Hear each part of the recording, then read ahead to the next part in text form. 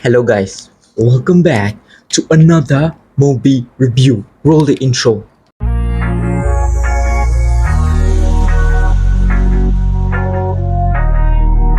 Boom. Alright, so today we're going to be talking about The Flash. As of recording, I'm going to record, edit it, and upload it on the same day. I know it's a bit late, right? But I'm sorry, I've been like super packed with exams and stuff. But we're here. We're here. Alright. So today's movie we're gonna be talking about is The Flash. Okay. So I personally was very heavily invested because I'm a huge fan of The Flash. I watched the Flash show, I watched the whole Arrowverse, and personally, Flash is my favorite character in all of DC. So obviously I'm getting some high expectations, like how Spider-Man fans have like huge pressure on Spider-Man movies. I'm a Flash fan, so it better be good. Let's just say that it better be good, right? So this Flash movie was very interesting, and the concept, maybe for people who don't watch the show or who don't know the comics that much, it's a new concept. But for me, it was basically a movie about Flashpoint, right? So even in the show they explained this, where even in the show it was a little bit different because Flash's mother, Nora Allen, right, she was killed by the reverse Flash. And Barry Allen, when he's in the future, he learns about this, he goes back in time and stops um, the reverse Flash from killing her. And then it basically creates a whole new timeline. And this timeline, Flash has his powers. He captures Reverse Flash in his own personal cage, and his uh, parents are alive. But other parts of the Team Flash, like Cisco and Caitlin, all their other lives started rupturing, right? So it was a concept that I'd already known prior to this Flash movie, right? So in this Flash movie, it is the same thing. It's the alternate timeline, but at this one, instead of the reverse Flash killed her, her dad went out to buy a can of tomatoes, and someone apparently had come in and like stabbed her or something, and then um, his dad told Barry to call the cops, and when the cops came, you know, Barry's dad had the Henry Allen had the blood on his hands and knife, and basically he was convicted for killing Nora Allen, which is how the story goes, right? So this Barry Allen is basically after the Justice League, and he's basically gotten used to his powers, and he's gotten used to Iris West. This shows a lot more of Iris West was shown in this movie, although I would like to say maybe not as much. But I know they were focusing more mainly about the Flashpoint, which I can't understand. So doesn't really matter. So he goes back in time and basically stops it from happening. He thought that maybe by reminding his dad to get the can of tomatoes, he didn't rupture the timeline too much, but that one action basically kept his parents alive in the alternate timeline, and basically kept his parents alive in the alternate timeline, and he has a whole childhood. And but what he didn't account for was there's going to be a Barry in that alternate timeline that he created. So the whole movie was basically set on how this Barry, this new Barry, and the old Barry, the original, I mean present Barry, work together to navigate his powers, right? So basically, in this alternate timeline in the movie, everybody, I mean, there is no Justice League. Justice League is dead. There's only Batman, but this Batman is old. It's played by Michael Keaton. Obviously, Michael Keaton played the Batman in the past, and it was Michael Keaton played Batman in the past, and there is no Justice League. And this Michael Keaton has like basically retired from um, being Batman, and Alfred died, and basically staying alone in a huge manor, which is very creepy. And there is no Superman in this timeline. They went to Russia to try to save Superman because they thought Kal-El will be there. but they fought Kara Danvers, also known as Car Kara Jor-El or something like that. I can't really remember what her Kryptonian name was, right? Um, Basically, this movie followed a lot of stuff on the Arrowverse because the Flashpoint was introduced in the Arrowverse. For Arrowverse, for whoever who didn't know, is Arrowverse consisted of Supergirl, the Green Arrow, and the Flash. They all had their own TV shows and they were all interconnected. Even Batwoman too. DC Legends of Tomorrow. If you guys don't know the Arrowverse, I really think you should go and give it a watch. But I would say only the first 4 or 5 years of all the shows were good. Other than that, it was all dog bottom, including the Flash show, right? So you guys should go and watch it.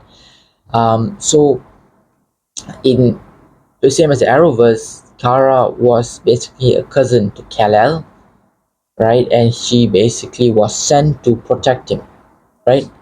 But in this alternate timeline, his pod got drifted away, and General Zod basically took him in and killed him. And because if you guys didn't see Man of Steel, his dad, um, Kal-El's dad, right, Superman's dad, encrypted the DNA and the bio sequence of rebirthing Krypton in Kal-El's DNA, right? So they need Kal-El to basically, if they ever want to make Krypton alive again, right? So in this universe, in this alternate universe that Barry created, Zod got Kal-El because his pod got distracted, so he got him when he was a baby, killed him, took the DNA. So now they need the Kryptonian power, so they come for Kara Danvers, right? All right, so that's the show. That's basically the show, and then it's basically, that's basically the movie. It was Barry creating alternate timeline. They introduced Supergirl and Batman, and they basically fight together because in this universe, General Zod is wins, right? So they try to go back in time too many times until the whole space-time continuum is crashing.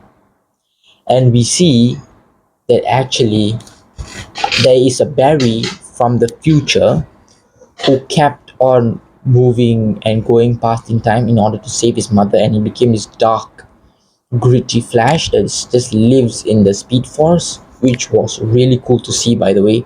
So basically, they had a battle, and New Barry died in the battle. And when both of them were fighting, the whole space-time continuum was crashing. We saw the sickest thing ever. It was the cameos, right? Because the way they played it out was basically, you have different universes, right? You had one universe where you have a Teddysius who is Jay Garrick. For whoever know who Teddysius is, if you guys watch the Flash show, the guy who played Zoom, right? So he was the Flash, and in one universe he was the Flash. Another universe you had Adam West Batman. You had George Reeves Superman and Supergirl in another universe, and you have the Christopher Reeve Superman and Supergirl, George Reeves Superman, and then you have the sickest one was there was a whole acting sequence of Nicolas Cage Superman that was fighting this huge demon. I don't know, this monster. Could see his face. It looked very CGI, which I understand why they did that, but it looked super cool. Um, Nicolas Cage Superman looked very cool, and you saw all these iconic characters of the different iconic characters who played Superman, the different characters who played Batman, the Flash, and all of those jazz, right? It was very interesting. And basically, when Barry fixed the timeline back, it was Ben Affleck was not a Superman, George Clooney was, which was it was the same Batman. Like Batman knew everything about Flash. It was exactly the same person. It was just a different person. Like he had the same emotions and feelings, but it was just not Ben Affleck. It was George Clooney, which was very very interesting in my opinion, right? So that was like the plot of the movie. What did I think of the plot? I think the plot was it was good. It was good. Um, As I said, the Flashpoint is not a new concept. It has been played many times in the past, but I think they had their own unique twist to it, which was very interesting. They didn't have Reverse Flash. I would have loved to see Reverse Flash, but I think it didn't really make sense because this movie, I think it's kind of the last movie for the whole era before the reboot. So maybe they're saving Reverse Flash for the future. I'm not really sure, but it would be cool to see Reverse Flash back, right? So let's talk about the graphics and the CGI. Graphics and CGI were on point. It was really good. Flash's new suit, right? The whole that it was fully red. I'll put a picture somewhere up here. Electricity flowing everywhere and him going fast. It looked really sick. The Flash's new suit is really good. At the first part, I didn't really the first part of the movie when I saw it, I was like, it looked cool, but it also looked kind of wonky a bit. But then when I saw its practicality and how cool it was in battle and all, it changed my mind. It was pretty sick, right? Graphics and CGI, nothing much to say. It's pretty on point, pretty good, especially the multiverse like colliding, the different universes colliding, and the whole space-time continuous rupturing. That whole CGI was amazing, especially the Nicolas Cage Superman against his fighting his own like monster in his own universe. They showed bits of that, which was really sick, really sick, right?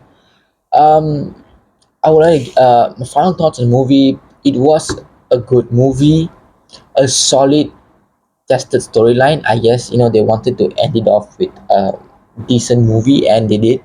They tried a concept that was tried and tested. Flashpoint is a very good concept that's been played by the comic books. Did well in the TV show too. It showed the learning curve of the Flash.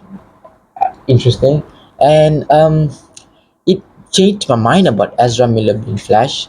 He really did well playing Flash in this movie, better than he did in the Justice League.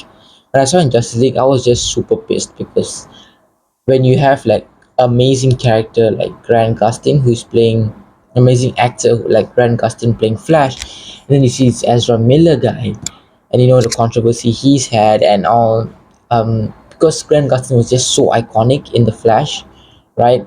Yeah, the show deteriorated, but he when the show was good, he really played the character well.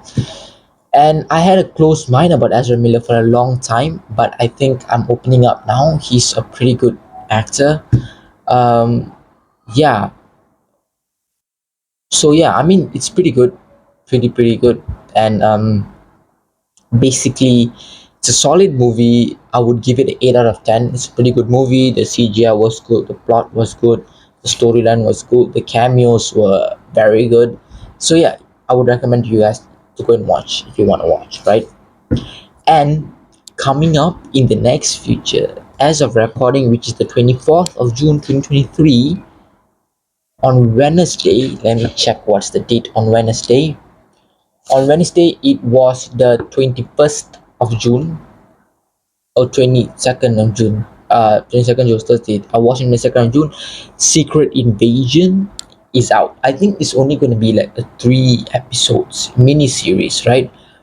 But hey, it's looking crazy. It's gonna look amazing. So yeah, stay tuned for that. Right after this, actually, I'm gonna record the Secret Invasion episode. I didn't even write a script for that. It's just straight off the head, right? So I hope you guys enjoy, and I'll catch you guys in the next one. Peace.